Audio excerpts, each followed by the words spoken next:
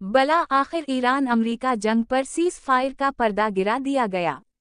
पाकिस्तान ने जो कोशिश करनी थी कि पाकिस्तान अब भी कोशिश में है कि कुछ बात बिन जाए, मगर इसराइल और अमरीका की नीयत और पॉलिसी जंग जारी रखने की है।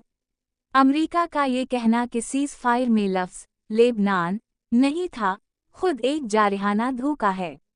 जब दो अफराद में झगड़ा होता है तो वो सालिस की कोशिशों का एहतराम करते हैं और कोई ऐसी हरकत नहीं करते जो असल फसाद से बला वासिता ताल्लुक भी रखती हो।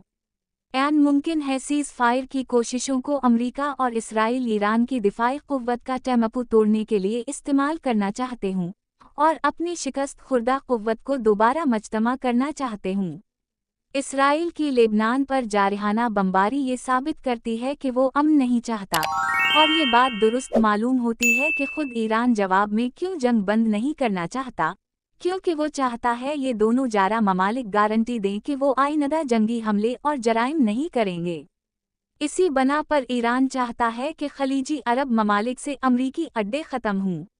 ये अड्डे बराह रास्त पेंटागोन और दीगर अमरीकी दिफाई इदारों से मुंसलिक हैं।